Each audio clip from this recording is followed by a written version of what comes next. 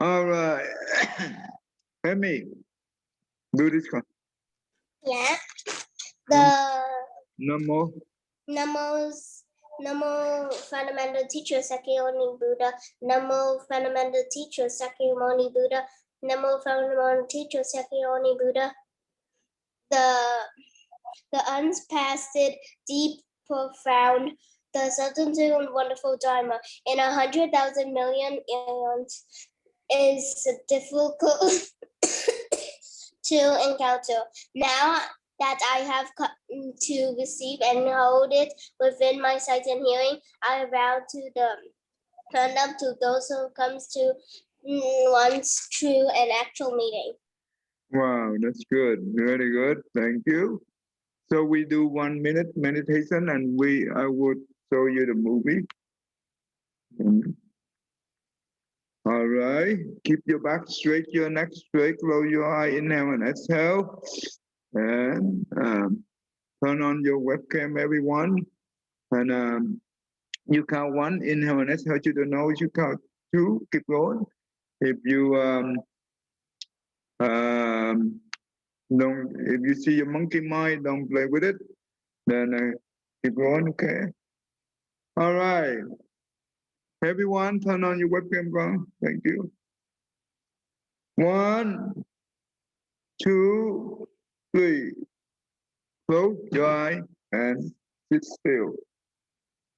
Catherine, close your eye and sit still.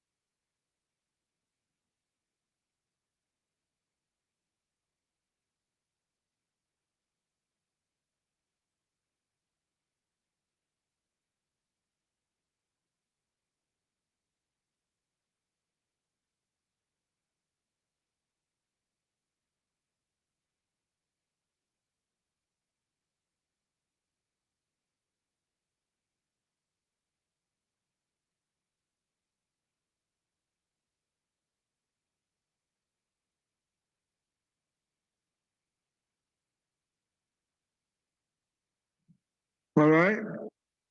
Thank you. Catherine and Kelly. Kellen. 23. 29. Brian. Justin down. 25. Turn on your webcam, Con. Thank you. Emmy. 24. Sean. 17. Good. Thank you very much. All right. Let me show you the movie. Well, pay attention to this movie. It's very good one. Okay, before we go into the movie, I think it's a good idea for you guys to read a little bit. Maybe I do not have time for you to read. Okay. Okay, let's do this. All right, pay attention to this movie. This is related to the Moggallana. Do you know who is the Venerable Moggallana? Who is this one person? Dạ con không biết.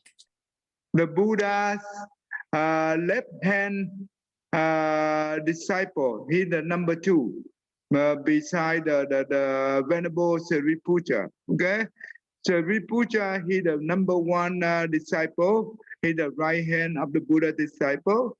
Okay, the Sariputta represent the wisdom, the foremost wisdom. The Moggallana represent for the psychic power. Okay, good. Pay attention to the movie. This will be very good movie.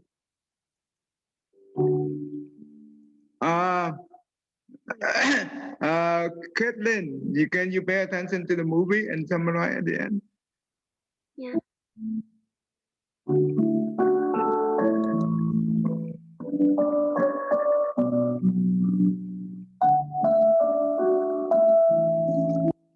his celestial travels, the Venerable Mokkallana explained that he saw virtuous followers of the Buddha in various states of heavenly rebirths. In addition, he saw that the followers of other sects that lacked moral conduct ended up in hell rebirths. This caused many people to convert from other sects to Buddhism. When they say the other sect, it means the other religion. Okay.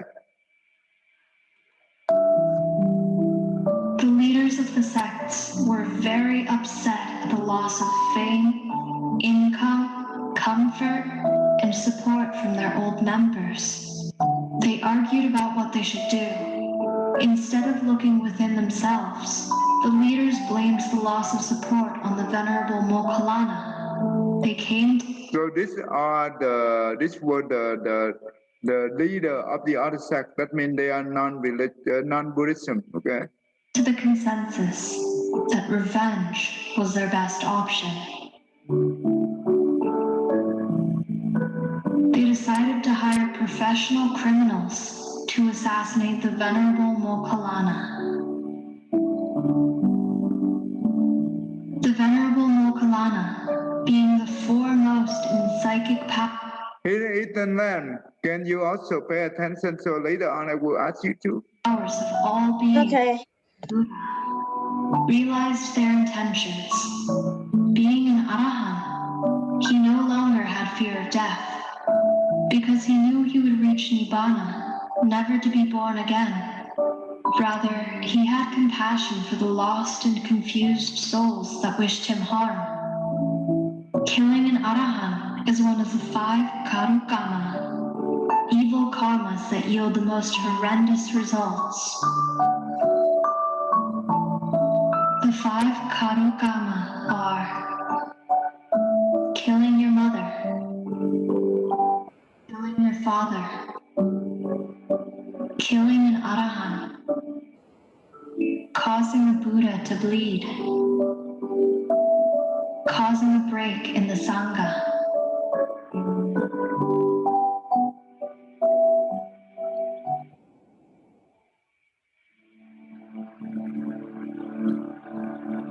The hired assassins watched from a distance and saw that the Michelle, pay attention to this too.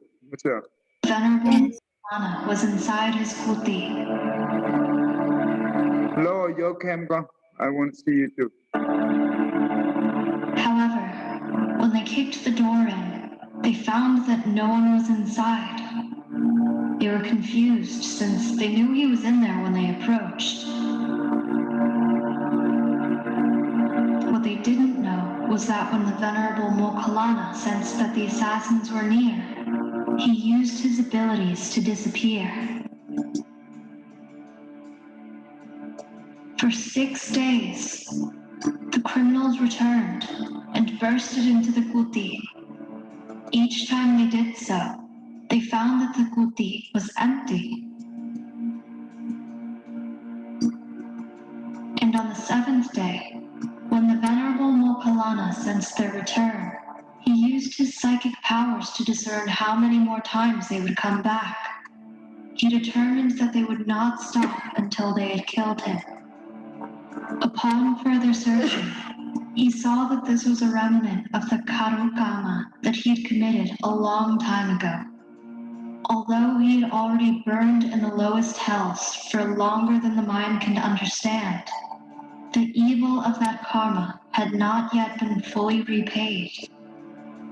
He then understood that no matter how many times he wished to save the criminals from creating a karukama, he could not escape his own karma. So, on their 7th try, the criminals burst in and found the Venerable Mokkallana sitting in his usual spot.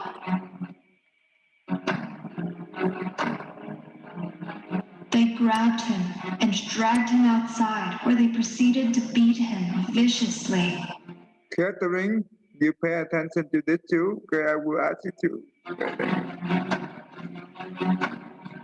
Seeing the monk was close to death, they left him to die in the forest. Then, They went to report the news and to collect their reward. Deep in their hearts, they knew that what they had done was morally disgusting and vile. Yet their greed and desire for money overshadowed their sense of morality.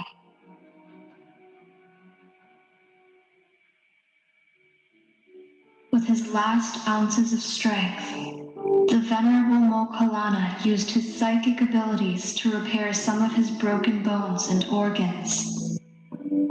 He flew to the Buddha to say his last farewells before he died. When he arrived in front of the Buddha, he said, "Master, today is my last day on this earth and will be my last forever. I will soon enter Nibbana." Mokkallana, there have been no better chief disciples than you and Sariputta. After today, I will not ever be able to look upon your face again. Before you leave, express the Dhamma so that all may hear. The Venerable Mokkallana took his seat in the air and performed miracles and supernatural feats while preaching the Dhamma. The heavens shook, and the Devas and gods cried, knowing that they would not see another Diana, you also pay attention. Okay, I will ask. holy being such as him again for immeasurable amounts of time. The monks present were shaken by the depth and eloquence of his Dhamma, and many progressed further in their practice. And finally, when he was finished, the Venerable Mokkallana paid his last respects to the Buddha and flew away to his last resting spot, where he entered final Nibbana.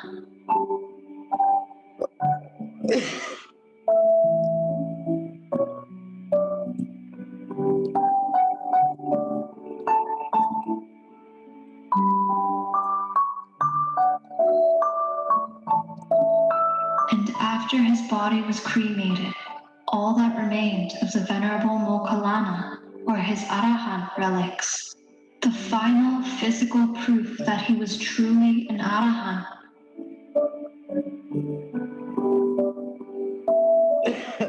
What did you learn from this story? All right. Okay, Kellen. So, Venerable, I forgot his name. Malagana, right? Malagana. Yeah. So what happened? One day he heard that people were not very happy with the Buddha, and they didn't want Buddhism, and people they hated the Buddha, and they didn't like Buddhism at all. And one day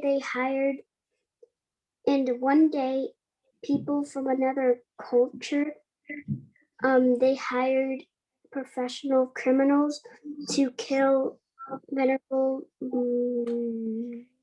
Magalana.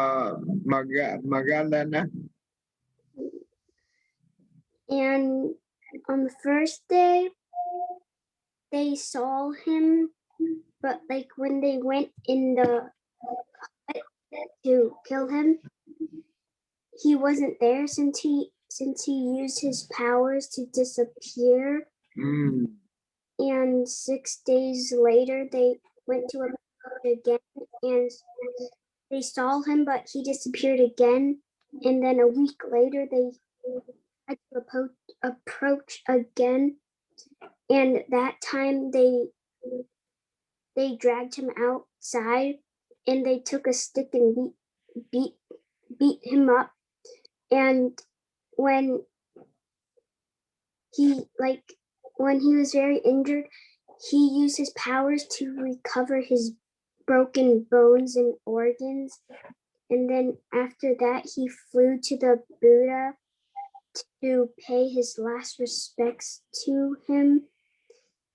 And when he got there, he told the Buddha that he wasn't going to be on the planet Earth anymore and he was about to die. And right before he died, he did the Dharma He spoke the Dharma. and he flew somewhere and he passed away, and the only remains of him was his arahant. Relic. The relic. Okay. Arahant relic. Okay. So, okay. Did you know that? Did you know that why the religion does not like him? You know why? Ethan, why? I'm not too sure. Okay, who know? Who know? Amy, you know? Okay. Yeah. Let me tell you, because the Venerable Magalana, he has so much power, he can use his power to go up to the heaven and also go down to the hell, and he be able to know a lot of people reborn into the heaven, they belong to the Buddhism. Does it make sense? Because they follow the Buddha teaching, they be able to be born into the heaven realm. But the one who follow the other sect, that means the non-Buddhism, they fall into the hell a lot. That's why when he came down and he told the people about that, so a lot of people come from the different sect, they want to convert to Buddhism. Therefore, those leaders lost a lot of support, right? A lot of people went to the Buddhism, they lost a lot of support. So therefore, they jealous and they want to harm him. So what they do is they hire the professional criminal assassination, right? So to kill him. So they did. Okay, every day they try to they see him, but when they go in there, he disappeared. They tried 6 times already, right? And you know what? On the 7th time before they came in, he used his own power to see how many times more they tried they will attempt. So when he look at it, he know that they will. That means these people will not give up. They will make sure that they will kill him until they kill him, then that's it. If they not be able to kill him, they will not give up. So he understand. So that means he cannot escape from the karma. So do you know why he disappeared? The reason why he disappeared, do not let the other people kill him. Diana, Yes. do you know why he disappeared when they tried to kill him? And because he did not want those group to kill him. Why? Are he afraid to die? No. Yes. No, no, Alahat, no. Alahat never afraid of dying. Do you know why, Ethan?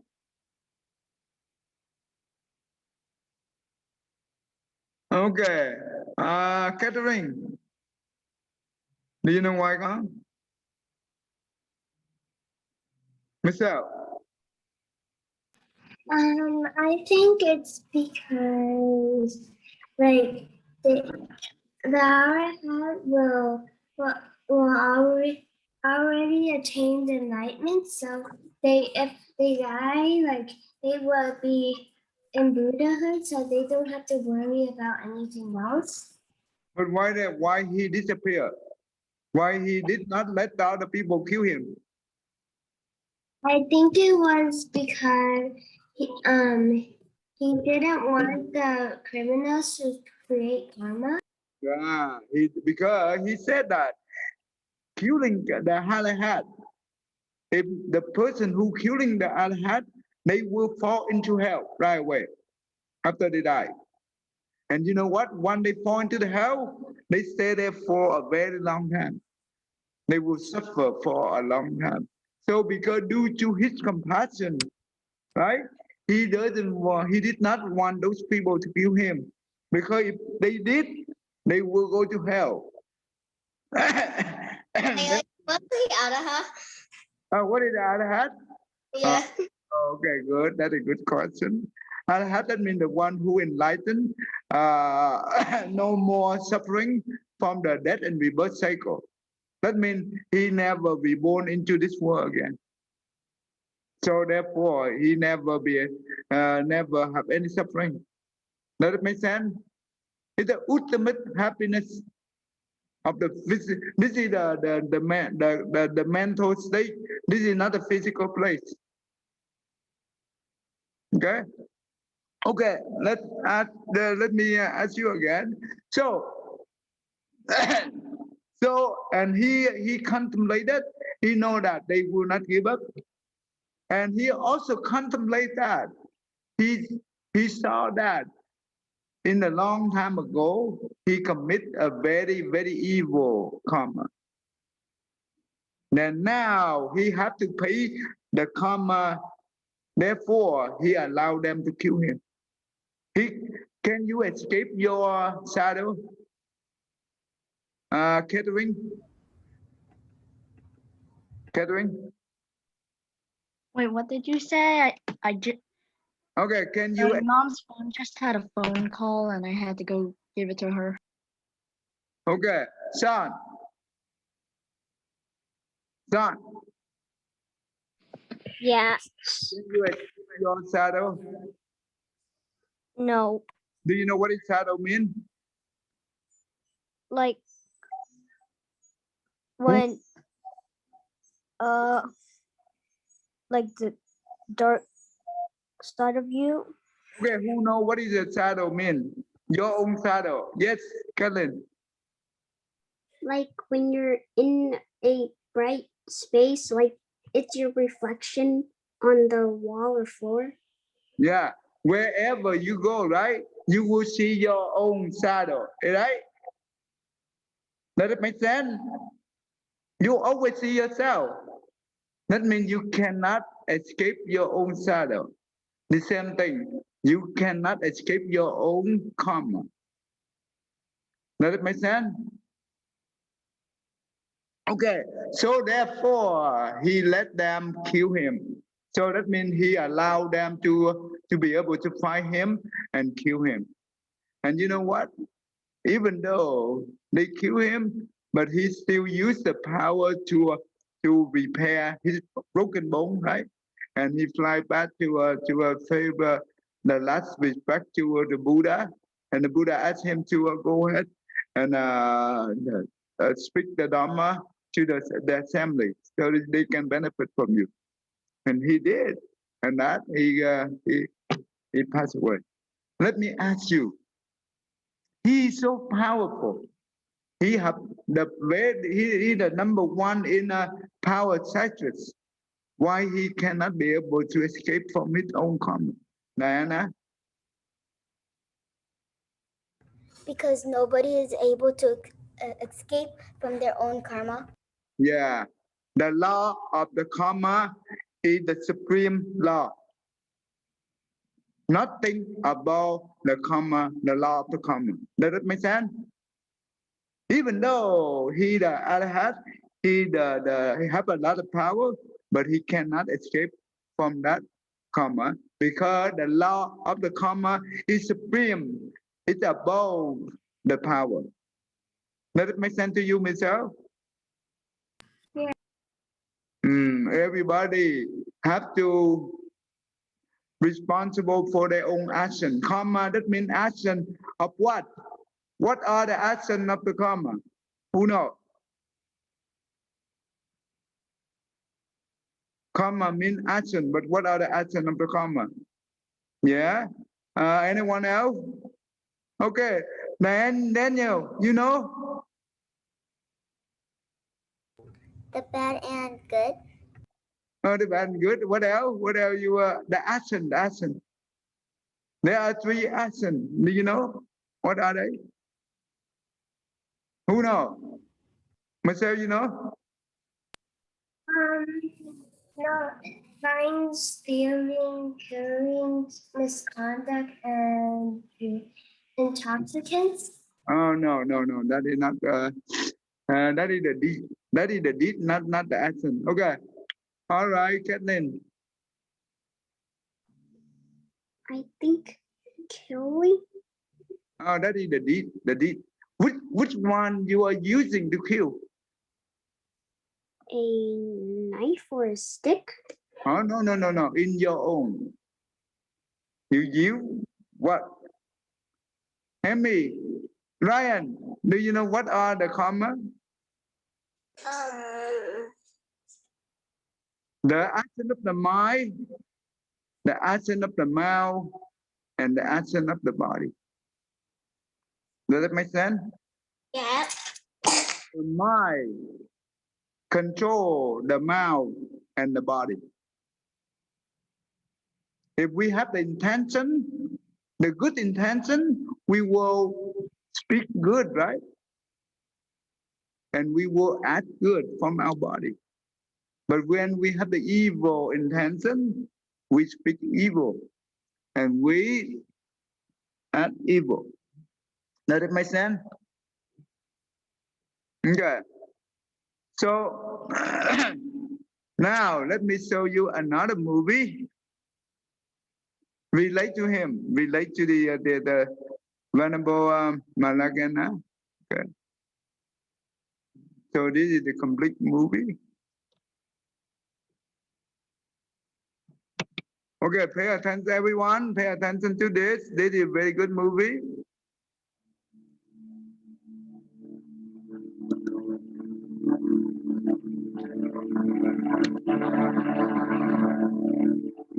Venerable Mokkallana. After the death of the Venerable Mokkallana, the criminals went to a tavern and imbibed strong drinks. When the first criminal became drunk, he began to brag out loud that he was the first to strike the Venerable Mokkallana. The second criminal struck him and said, "How could you say that? I struck him first." Which led to the third criminal crying out, "Hey, I struck him first." What the criminals hadn't known was that after the murder, King Ajatasattu had sent spies throughout the kingdom with orders to find the murderers. A spy overheard them arguing and called in the soldiers and had them arrested. They were questioned before the king and confessed that the naked ascetics were the ones who hired them. The king then had the naked ascetics caught, publicly tortured, and executed.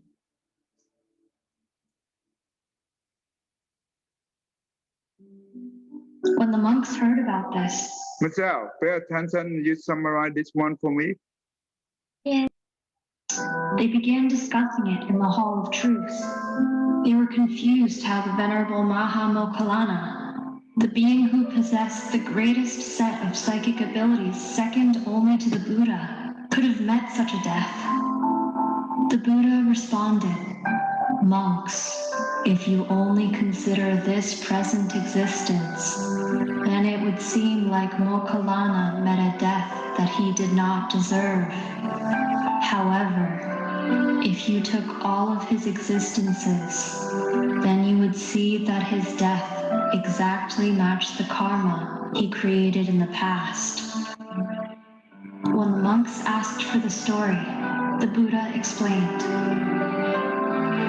"A long time ago, a youth had the responsibility of caring for his blind parents. He was happy to do so in order to repay them for giving birth to him and caring for him as a child. However, his parents felt guilty that their son had to live such a difficult life. They decided to find him a suitable wife. In the beginning, the young woman waited upon his blind mother and father. However, after a few days, she began to resent her new life and his blind parents. So in order to turn the son against his parents, the young hateful woman waited for her husband to leave the house and scattered broken clay and rice on the floor, so it would seem as if his parents made a mess for her to clean. When he returned home, she quickly pointed to the mess and said, "Look, dear, look at what your parents do to me when you're not home. I can't live like this." Much to her surprise and distaste, the young man merely bent down and cleaned the mess himself. Not ready to give up, the young woman kept complaining until she eventually won the young man over. He reluctantly agreed to get rid of his parents so that they could live a happy life together. He was blinded by his love and lust for his wife, and forgot his duties and debt to his parents. So one day, he convinced his parents to go on a journey to visit relatives in a faraway town. He led the horse while his parents sat in the carriage.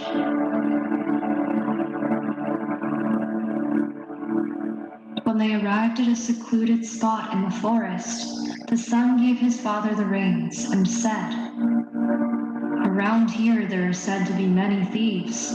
Let me scout ahead to make sure it is safe."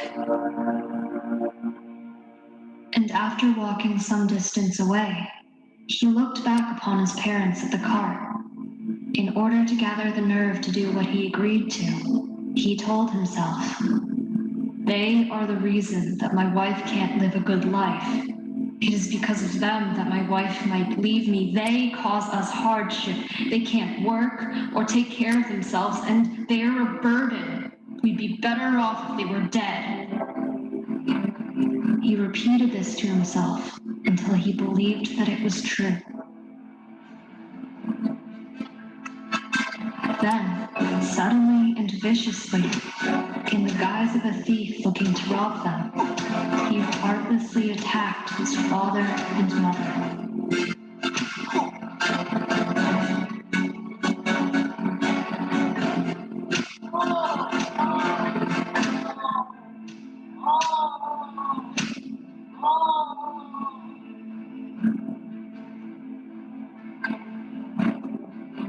However, to his surprise, as he attacked them within an inch of their life, he heard his father and mother scream, "Son, get away! Son, protect yourself! Save yourself! Don't come back! Don't worry about us! We are old and blind. Let us die so that you can live."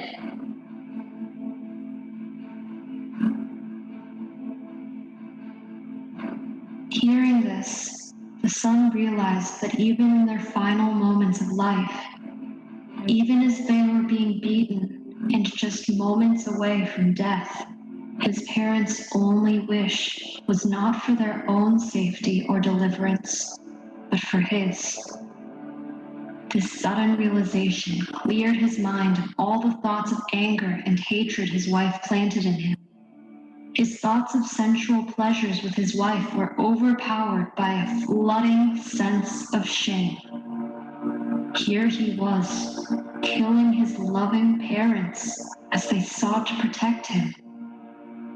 What kind of animal am I? What kind of horrible creature am I? What have I become? The repentant son dropped his stick and pretended to chase the imaginary robbers away. "Mother, father, I have returned. Don't worry, I chased the robbers away." they weakly rebuked him. Son, why did you come back? You're old and blind and cause you nothing but suffering. You shouldn't have risked your life.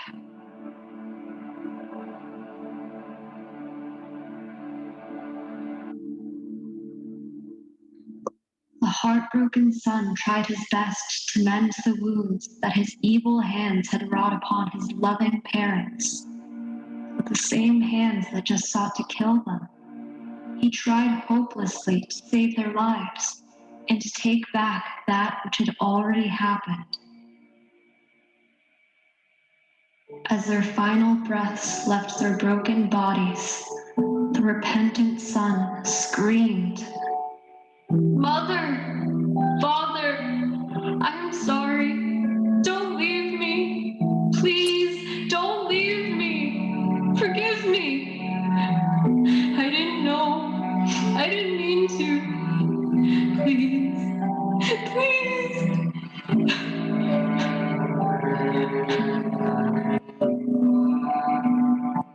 Unfortunately, there was no one left to hear his cries. There was no one left to forgive him for his evil. With the guilt of his immensely evil action burned into his mind's eye, he immediately went to Awiti, the lowest and most horrendous hell after he died. This level of hell is reserved for those who commit the most heinous actions. There, he burned and was tortured for eternities. And with that, the Buddha concluded the story.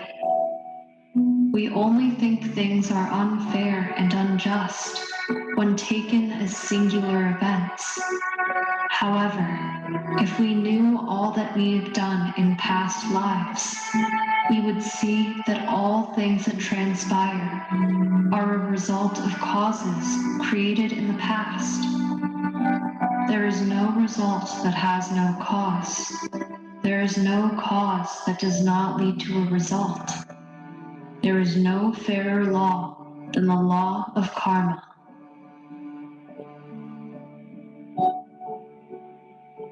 What did you learn from this story? Go myself. The story was like the past life of the monk who was killed. Like in the past life, he was he was supposed to take and he loved his parents, but he took care of them. But like one day, he the parents got him a wife because they felt bad for him that he had to take care of them. But then the wife didn't really like the blind parents because she had to take care of them a lot. So then she purposely made the son hate his parents. So then it didn't really work at the first time, but she suggested the next time she suggested that they take she takes them to a random place like a forest, but that was a mistake because when they took the parents the son didn't just realize that the parents had made his wife's life harder and he didn't like that, and so he went and pretended to be a robber and be his parents, but then his parents like at their final moments of life they told the son to run away, But then it was only then that the son realized that even when at the moments of their life, they still took care of them. I mean, still worried about him. So then he regretted it right away, and then try to heal the wounds, but it didn't work. So he was very sad, and he repented his actions, but he couldn't do anything. So then the parents died, and when he died, he went to heaven. Okay, all right, thank you. Diana, what did you learn from this movie, from the story? I learned that if you do a bad thing, you will get bad karma. Very good. That's really good. All right, Emmy, are you there? Con? So, what else did we learn from this story then?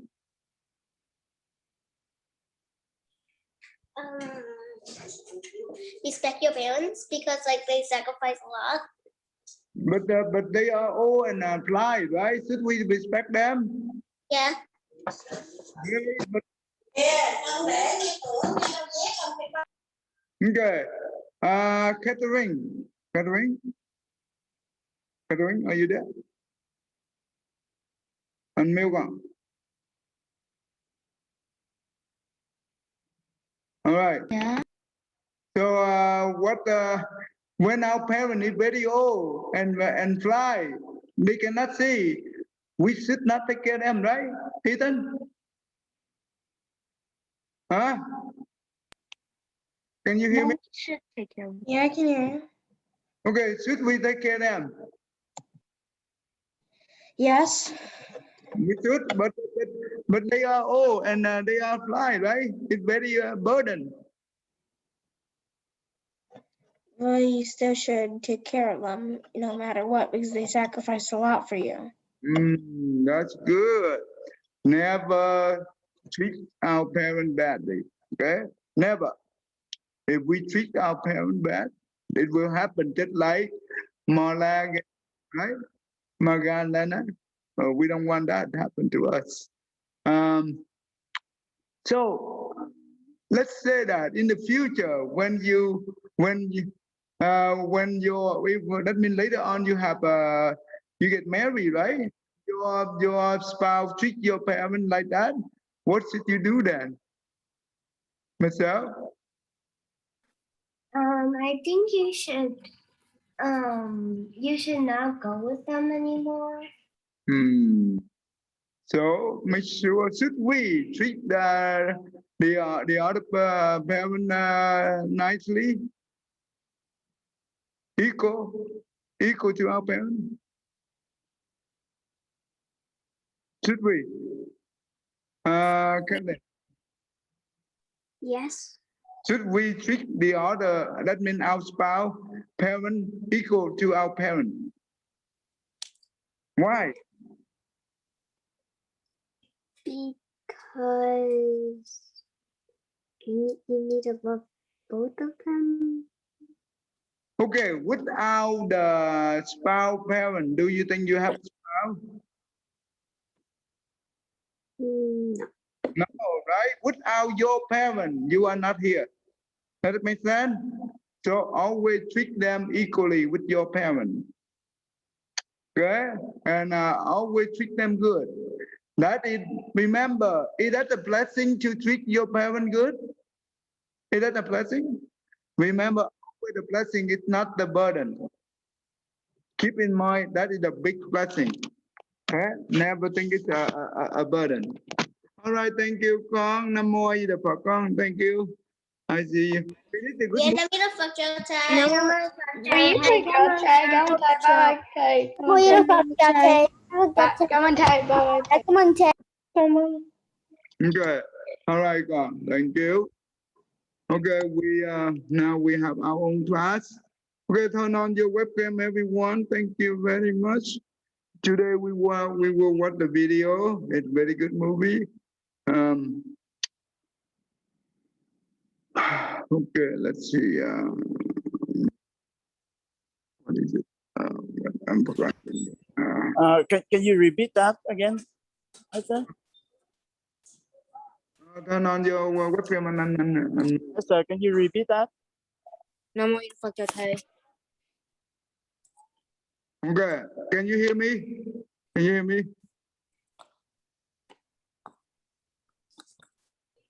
Anyone, can you hear me? I can hear you, Yeah. thầy. Okay, turn on your webcam, everyone. Thank you. Okay, turn on your webcam. All right.